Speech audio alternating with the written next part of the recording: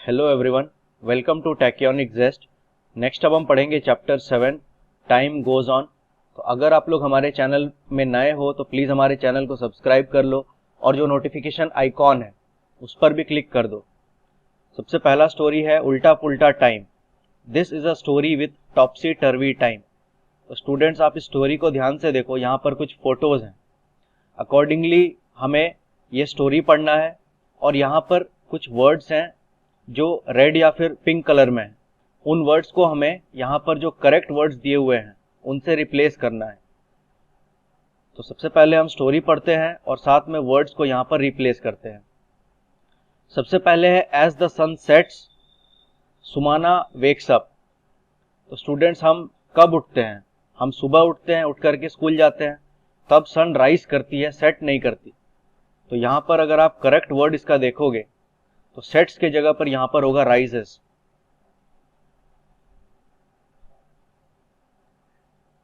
यहां हम लिखेंगे rises. What a lovely evening. तो जब सुबह सन राइज करती है तो वहां पर मॉर्निंग होती है, इवनिंग नहीं। तो यहां पर हम क्लियरली देख सकते हैं वहां पर मॉर्निंग होगी। तो यहां पर आप देख सकते हो लिस्ट में हमें मॉर्निंग लिखना है।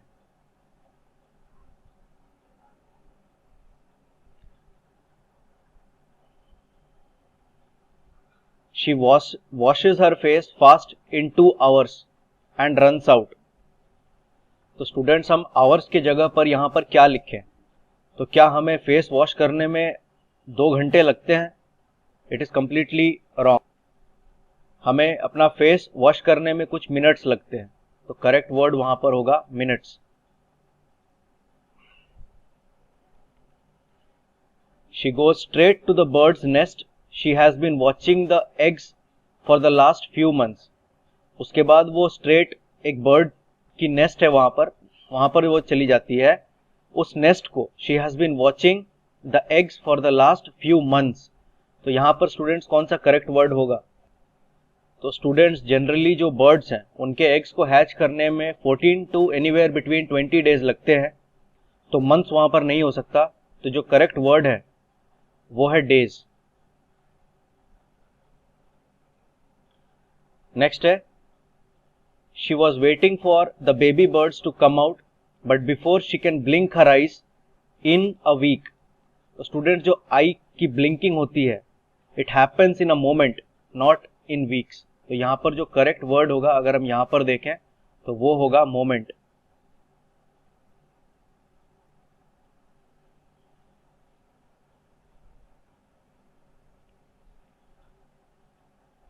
अ cat jumps on the tree.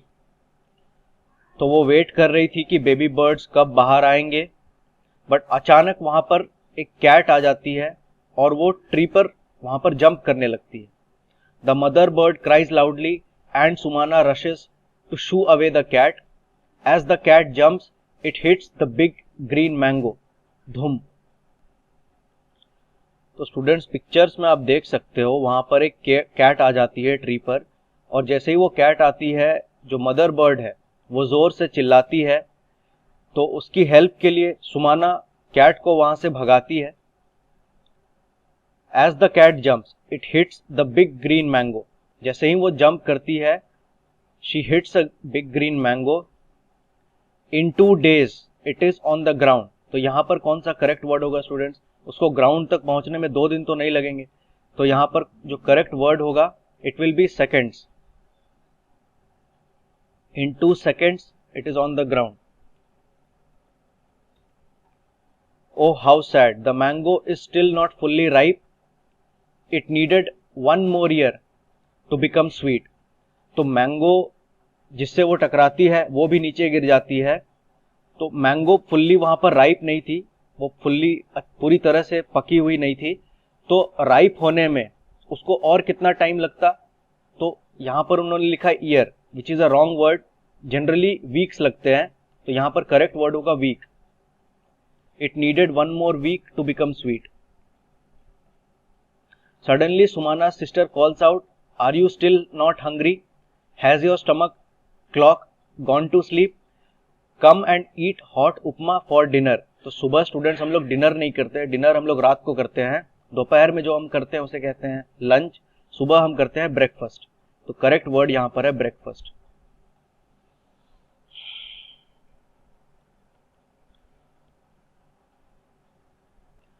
तो स्टूडेंट्स ये हमने सारे वर्ड्स को लिख लिया। अब हम स्टोरी को एक बार फिर से पढ़ते हैं using the correct words. As the sun rises Suvana wakes up, what a lovely morning, she washes her face fast in 2 minutes and runs out. She goes straight to the bird's nest. She has been watching the eggs for the last few days. She was waiting for the baby birds to come out, but before she can blink her eyes, in a moment a cat jumps on the tree. The mother bird cries loudly and Sumana rushes to shoo away the cat. As the cat jumps, it hits the big green mango. Dhum. In 2 seconds it is on the ground. Oh, how sad. The mango is still not fully ripe. It needed 1 more week to become sweet. Suddenly Sumana's sister calls out, are you still not hungry? Has your stomach clock gone to sleep? Come and eat hot upma for breakfast. Next है how long does it take? Have you seen someone knitting a sweater? क्या आपने किसी को sweater बुनते हुए देखा है? और someone weaving a cloth, या फिर किसी को cloth weave करते देखा है? Do try to find out from a potter how long it takes to make a pot. आप एक बार किसी पॉटर से पूछो एक पॉट बनाने में उसे कितना टाइम लगता है. Also tell us if you take hours or minutes to have your bath. Is it years since you last had a bath? हाँ हाँ. तो स्टूडेंट्स आपको बात करने में कितना टाइम लगता है, वहां पर ये मजाक कर रहे हैं. तो जनरली हमें ईयर्स तो नहीं लगते, बात करने में हमें कुछ मिनट्स लगते हैं. Think of many different things that can take different times. Make your table as long as you can. तो यहाँ पर स्टूडेंट्स एक टेबल है, इसे आपको जितनी लंबी आप कर सकते हो उतनी लंबी आपको करनी है. जैसे activities which take minutes, which take hours, which take days, ये आपको यहाँ पर लिखनी है. तो कुछ एक्टिविटीज जो हम मिनट्स में कर सकते हैं जैसे टेकिंग अ बाथ. नेक्स्ट है टू बॉयल मिल्क. उसके बाद यहाँ पर कुछ एक्टिविटीज हम लिखते हैं जैसे to wash my clothes. Next है to go to the market.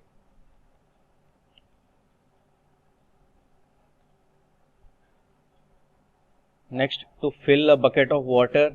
एक बकेट पानी भरने में हमें कुछ मिनट्स लगते हैं.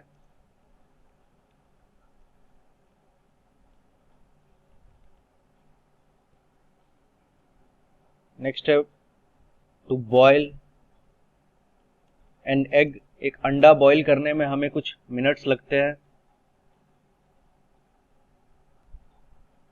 नेक्स्ट है टू ईट लंच या फिर डिनर.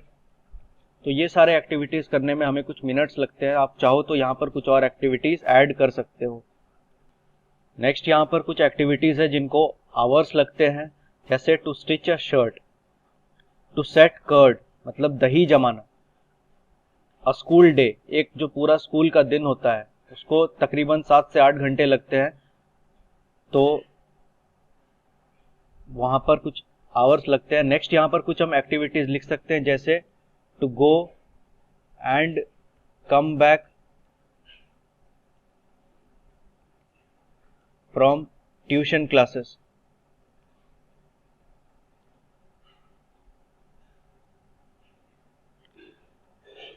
नेक्स्ट यहाँ पर लिख सकते हैं टू कुक डिनर या फिर लंच.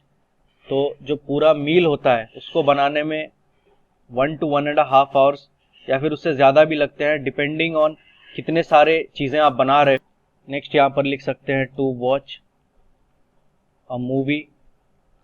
तो जनरली जो मूवीज़ होते हैं वो 1.5 से 2 घंटे के होते हैं. तो these activities take hours. Next है यहाँ पर कुछ activities which will take days to complete जैसे टू नेट अ स्वेटर. एक स्वेटर को बुनने में के कई दिन लग जाते हैं. To weave a sari. For a banana to become ripe. एक बनाना को पकने में काफ़ी दिन वहाँ पर लग जाते हैं. तो अभी अभी हमने देखा for the eggs to hatch, eggs को हैच करने में जनरली 14 to 20 डेज लगते हैं। तो नेक्स्ट है for a letter to get delivered, जब आप किसी को चिट्ठी लिखते हो तो वो चिट्ठी उस तक कुछ दिनों में पहुंचती है। नेक्स्ट यहाँ पर हम कुछ एक्टिविटीज देख सकते हैं, जैसे for a sunflower to grow from a bud to a fully grown flower, तो एक सनफ्लावर को एक बड से फुल्ली एक सनफ्लावर बनने में कुछ डेज लगते हैं। नेक्स्ट है यहाँ पर think of some other things, some faster and some slower, make a long list, takes seconds. To blink my eyes, आंखों को ब्लिंक करने में हमें कुछ सेकेंड्स लगते हैं। टू स्नैप, इनफैक्ट 1 सेकेंड से भी कम का टाइम लगता है हमें।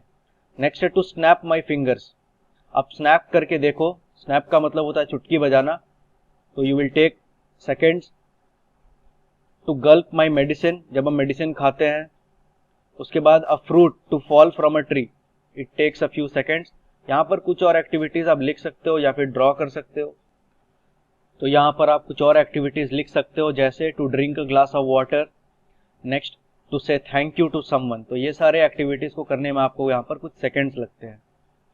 नेक्स्ट यहाँ पर है कुछ एक्टिविटीज जिनको करने में हमें मंथ्स लगते हैं, जैसे for example to grow wheat from seed to big plant, तो इस प्रोसेस को महीने लग जाते हैं। To change from summer to winter, similarly to change from winter to summer, इन प्रोसेसेस को मंथ्स लग जाते हैं। For a baby to come out of a mother stomach, इसको भी महीने लग जाते हैं। नेक्स्ट यहाँ पर कुछ और एक्टिविटीज हम लिख सकते हैं, जैसे for a chick to become a fully grown hen, एक चिक को हैन बनने में जनरली 180 डेज के अराउंड लगता है, which is equal to around 3 months। Next है for a mango to develop into a full grown fruit, for a mango, तो ये सारे एक्टिविटीज को करने में मंथ्स लगते हैं। नेक्स्ट यहाँ पर एक फोटो है, this activity should take only a few minutes, तो यहाँ पर एक स्टूडेंट है जो टॉयलेट यूज कर रहा है, तो generally it takes only a few minutes. Next is clap clap before you catch, play this game, throw a stone into the air, clap once before you catch it. Students इस activity को आप try करो, एक stone को air में इस तरह से फेंको, कैच करने से पहले आप एक बार क्लैप करो। Now try to clap 2 times before the catch, उसके बाद फिर उसी स्टोन को हवा में फेंको और 2 बार क्लैप करके उसे कैच करने की कोशिश करो। Try more claps, how many times can you clap before you catch the stone, इसको आप मोर क्लैप्स के साथ ट्राई करो और आप देखो कि कितने क्लैप्स आप कर पा रहे हो मैक्सिमम। नेक्स्ट है तथाई, different claps, clap 2 times and से 1 2, कीप क्लैपिंग 1 2 1 2 1 2, और से तथाई तथाई तथाई। Also stamp your feet left right left right left right like this. Now clap with 3 beats 1 2 3 1 2 3 1 2 3, और यू कैन से तथाई तुत तथाई तुट तथाई तुत। Can you stamp your feet left right left left right left. तो स्टूडेंट्स आपके स्कूल्स में अगर परेड सेशंस होते होंगे तो हमें उस तरह से चलना हमें बोला जाता है, जैसे हम साउंड करें left right left left right left, ताकि इस सिंक में सारे बच्चे एक साथ चल सके। तो यहाँ पर आपको अपने फीट को स्टैम्प करना है, पहले लेफ्ट उसके बाद राइट उसके बाद लेफ्ट, आप काउंटिंग 1 2 3 1 2 3 इस तरह से भी कर सकते हो। इस एक्टिविटी को आप लोग करो। How many of you can speak and stamp in the same time, और अगर आप इसे कर पा रहे हो तो यहाँ पर आप लिखो yes. Next is find out, have you heard people playing a tabla और the drums, find out a few different beats they play. तो अगर आपके घर के आसपास में कोई है जो तबला बजाते हैं या ड्रम बजाते हैं तो उनके पास जाओ और कुछ डिफरेंट बीट्स हैं उनको आप सुनो। Also ask what bols they say for the beats they play, और वो क्या बोल करते हैं जब वो उन बीट्स को प्ले करते हैं, उनसे आप जा करके पूछो, तो उनको आपको पता चलेगा कुछ इस तरह के बोल वो करते हैं। Next is how old are we. तो यहाँ पर एक छोटी बच्ची है, उनकी मम्मी है और उनकी ग्रैंड मदर है। चलिए इस स्टोरी को हम पढ़ते हैं। My age today. तो यहाँ पर उसकी अभी की फोटो है, वो लगभग 7 या 8 साल की है अभी। माई मदर्स एज टुडे, यहाँ पर उसकी मम्मी की फोटो है। माई मदर्स एज टुडे, तो उसकी मम्मी की मम्मी मतलब उसकी ग्रैंड मदर की फोटो यहाँ पर है। My mother's age when I was born, तो जब उसने जन्म लिया था तब उसकी मम्मी कुछ ऐसी दिखती थी। My mother's age when I was born, जब उसका जन्म हुआ था तो यहाँ पर उसकी मम्मी और उसकी दादी, उन दोनों का फोटो है और उनके एजेस कुछ इस तरह से थे। नेक्स्ट है my mother's age when my mother was born. तो यहाँ पर आप देखो उसकी मम्मी का जब जन्म हुआ था तो उसकी दादी कुछ इस तरह से दिखती थी। तो स्टूडेंट्स ये चार्ट बस हमें ये सिखा रही है कि टाइम के अकॉर्डिंग हमारा एज कैसे वेरी करता है। जैसे अगर अभी हमारा एज ऐसा है तो आपके जो पेरेंट्स हैं उनके एज कुछ इस तरह होते हैं, और आपके जो ग्रैंड पेरेंट्स हैं या फिर आपके पेरेंट्स के जो पेरेंट्स हैं वो कुछ इस तरह दिखते हैं। नेक्स्ट, जब आपका जन्म होता है तो आपके जो पेरेंट्स हैं वो कुछ ऐसे होते हैं या फिर उनके एज कुछ ऐसे होते हैं, और जो ग्रैंड पेरेंट्स हैं आपके उनके एज कुछ इस तरह होते हैं। और जब आपके पेरेंट्स का जन्म हुआ होगा तो जो आपके ग्रैंड पेरेंट्स हैं वो कुछ इस तरह होंगे। तो स्टूडेंट्स बस ये एक रिलेवेंस चार्ट है, आपको टाइम का अंदाज़ा लगे इसलिए ये चार्ट पढ़ना ज़रूरी है। नेक्स्ट यहाँ पर एक पजल है। Irfan's mother is twice as old as him, she is also 20 years older than him, guess the ages of Irfan and his mother. तो वो कह रहे हैं इरफान की जो मम्मी है वो एज में उससे ट्वाइस है और उससे एज में 20 साल बड़ी है। तो हमें इरफान और उसकी मम्मी के एजेस को फाइंड आउट करना है। हम इसे फाइंड आउट करते हैं। Let Irfan's age be x.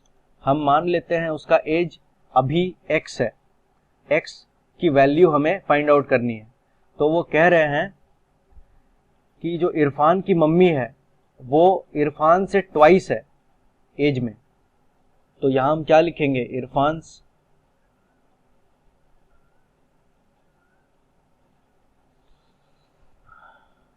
Mother's as क्या होगा, वो हो जाएगा 2 into x, 2 multiplied by x which is equal to 2x। 2 multiplied by x को हम लिखते हैं 2x, क्योंकि वो यहाँ पर उन्होंने दे दिया है कि इरफान की मदर जो है twice as old as him. Next वो कह रहे हैं she is also 20 years older than him. तो उसकी जो मम्मी है वो इरफान से 20 साल बड़ी है। तो स्टूडेंट्स इक्वेशन के थ्रू हम कैसे लिखेंगे, अगर इरफान की एज x है अभी और अगर हम इससे 20 ऐड कर दें तो वो बराबर हो जाएगी इरफान की जो मम्मी की एज है वो, मतलब विच इज इक्वल टू 2x। ये मैंने कैसे लिखा, इरफान की अभी एज है x, उससे हम 20 ऐड कर देंगे क्योंकि उसकी मम्मी 20 साल उससे बड़ी है, मतलब दोनों के बीच का डिफरेंस बस 20 है। तो वो इक्वल टू होना चाहिए 2x जो उसकी मम्मी का एज है। तो फाइनली इस इक्वेशन को आप सॉल्व करो। तो स्टूडेंट्स पिछले लेक्चर में मैंने आपको बताया था कि यहाँ पर x plus 20 is equal to 2x है, तो सिंपली हम यहाँ पर x को इस साइड ले जाएंगे। तो स्टूडेंट्स मैंने आपको बताया था पिछले क्लास में, जब x को हम लेफ्ट से राइट साइड में ले जाते हैं या राइट से लेफ्ट साइड में ले जाते हैं तो साइन जो है वो चेंज हो जाता है। अभी x का क्या साइन है, यहाँ पर कुछ भी साइन नहीं है, मतलब x में प्लस साइन है x के आगे। x एक पॉजिटिव नंबर है, कोई भी साइन नहीं होता मतलब वो नंबर पॉजिटिव नंबर होता है। पॉजिटिव और नेगेटिव नंबर्स के बारे में हम हायर क्लासेस में बहुत अच्छे से पढ़ेंगे, बट अभी के लिए आप इतना ध्यान रखो कि नंबर के आगे अगर माइनस साइन है मतलब वो नेगेटिव है, और अगर उसके आगे प्लस साइन है मतलब वो पॉजिटिव नंबर है, और अगर कोई साइन नहीं है मतलब वो पॉजिटिव नंबर है। तो x अगर हम इधर लेके जाए तो वो क्या हो जाएगा यहाँ पर, तो यहाँ पर मैं लिख देता हूँ, यहाँ पर था x plus 20 is equal to 2x। तो x को हम जब राइट साइड में लेके गए तो यहाँ पर क्या बच गया, 20, हम +20 नहीं लिखेंगे, क्यों? क्योंकि नंबर के अगर कुछ भी नहीं लिखते मतलब बाय डिफॉल्ट वहां पर प्लस है, तो 20 इज इक्वल टू 2x, तो 2x ही रहेगा। यहां पर क्या हो जाएगा? -x। ये -x क्यों हुआ? क्योंकि यहां पर x प्लस था, उसको राइट में ले गए, वो माइनस हो गया। तो नेक्स्ट क्या होगा? यहाँ पर 20 is equal to 2x - x which is x। तो फाइनली यहाँ पर x क्या आया? 20। और इरफान का एज हमने क्या माना था? x। उसकी वैल्यू क्या निकल करके आई? 20। तो इरफान का एज क्या हो गया यहाँ पर? 20। और इरफान की मम्मी का एज क्या हो गया यहाँ पर? तो इरफान की मम्मी का एज हम निकालते हैं। इरफान की मम्मी का एज है 2x, मतलब 2 × x। तो स्टूडेंट्स x के जगह पर अब हम क्या पुट करेंगे? x की जगह पर x का वैल्यू पुट करेंगे विच इज 20। तो फाइनली यहां पर आ गया 40।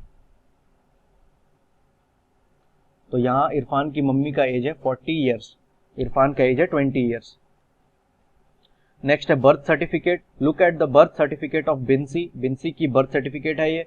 This is to certified that this information is taken from original record of birth which is in the register for the year 2002 of Kottayam panchayat. तो ये कोत्तायम पंचायत के 2002 ईयर के रजिस्टर का रिकॉर्ड है। तो जिसका ये बर्थ सर्टिफिकेट है उसका नाम है बिंसी थॉमस जेकब, सेक्स है फीमेल, डेट ऑफ बर्थ 2/5/2002। तो स्टूडेंट्स ये 2/5/2002 क्या है? 5 का मतलब होता है मे और 2 मतलब सेकेंड, तो सेकेंड में 2002 ये वर्ड्स में भी उन्होंने लिखा है। प्लेस ऑफ बर्थ है Kadampuzha hospital, name of father Jacob Tharakan, name of mother Lara Thomas, date of registration 2/5/2002, 2/5/2002 या फिर 2 मई 2002 में उसका डेट ऑफ रजिस्ट्रेशन है और रजिस्ट्रेशन नंबर है 81502। फर्स्ट क्वेश्चन है 2/5/2002 shows that Binsi was born on 2 dash in the year 2002। तो 5 का मतलब है मे, तो Binsy was born on 2 May in the year 2002। Next is how old will Binsy be on 2 May 2008। तो 2 मे 2008 में वो कितनी साल की हो जाएगी? तो 2 मे 2002 को उसका जन्म हुआ था और 2002 से 2008 में डिफरेंस आप देख सकते हो, यहाँ पर 6 इयर्स का है। तो 2 मे चूंकि ये यहाँ पर डे और मंथ सेम है, तो 2 मई 2008 में वो कितने साल की हो जाएगी? तो बस हमें ईयर्स कैलकुलेट करने हैं which is 2008 - 2002, 6 years. How old will she be in the year 2052?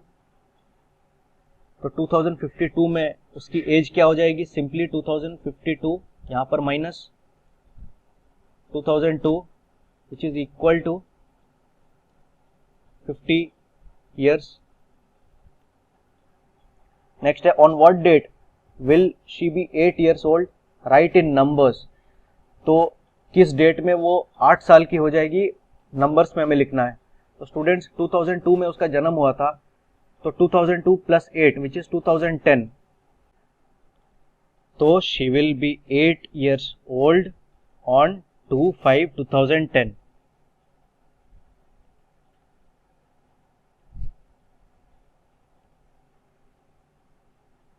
Next is how many months old was Binsi on 2 August 2002? तो स्टूडेंट्स बिंसी का जन्म हुआ है 2/5/2002 को और वो कह रहे हैं how many months old was Binsy on 2 August 2002। तो अगर आप कैलेंडर में देखोगे तो मई यहाँ पर है और अगस्त यहाँ पर। मई है 5th month of the year, अगस्त है 8th मंथ। अगर आप काउंट करो यहाँ पर 5, 6, 7, 8th month of the year. तो क्लियरली हम देख सकते हैं जो डेट होगा it will be 2/8/2002 which is 3 months। 3 महीने उसे हो चुके हैं जन्म लिए। How many years old is Binsy now? तो अभी बिंसी की एज क्या है? तो स्टूडेंट सबसे पहले हम लिख लेते हैं बिंसी का जन्म कब हुआ था। तो इट इज 2/5/2002 और आज जब मैं ये वीडियो पढ़ा रहा हूं आपको तो आज डेट है 17/6/2020। तो स्टूडेंट्स इस डेट में मैं आपको पढ़ा रहा हूं, तो बस हमें बताना है how many years old is Binsy now. तो ईयर्स उसके कितने हो गए, तो 2002 में उसका जन्म हुआ था, आज है 2020, तो 2020 माइनस 2002 कितना हो गया, 18 ईयर्स। नेक्स्ट है, after how many months of her birth was the certificate issued. तो सर्टिफिकेट कितने महीने के जन्म के बाद इश्यू हुआ था। तो स्टूडेंट्स अगर आप इश्यू डेट देखोगे तो यहाँ पर देखो 5/8/2002, ये है इश्यू डेट, जिस डेट में ये सर्टिफिकेट इश्यू हुआ था। उसका जन्म हुआ था 2/5/2002, सर्टिफिकेट इश्यू हुआ था 5/8/2002। वो पूछ रहे कितने महीने बाद इश्यू हुआ था, तो 5 हमें पता है मई होता है, 8 हमें पता है अगस्त होता है, तो बस हम 8 - 5 करेंगे विच इज 3 मंथ्स। 3 महीने बाद उसे ये सर्टिफिकेट इश्यू हुआ था, यहाँ लिख देते हैं 3 मंथ्स। नेक्स्ट है, what is the registration number of a certificate. तो उसके सर्टिफिकेट का रजिस्ट्रेशन नंबर है 81502।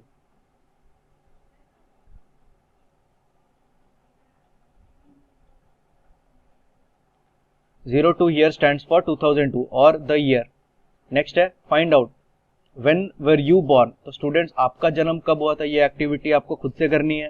तो कौन से डेट में आपका जन्म हुआ था ये आपको लिखना है।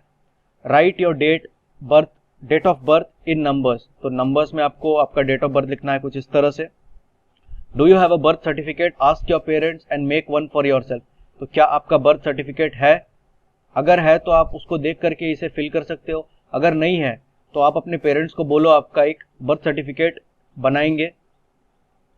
तो स्टूडेंट्स यहाँ पर आप इसे फिल करो, जो भी सारे यहाँ पर फॉर्म नंबर, गवर्नमेंट ऑफ जो भी है, और उसके बाद आपका नाम, सेक्स, अगर आप मेल हो तो यहाँ पर मेल, फीमेल हो तो यहाँ पर female, date of birth, place of birth, name of father, name of mother, date of registration, registration number, और जिस डेट में आपको वो सर्टिफिकेट इश्यू हुआ था वो डेट आपको यहाँ पर लिखना है। तो स्टूडेंट्स इसे आप खुद से कंप्लीट करो।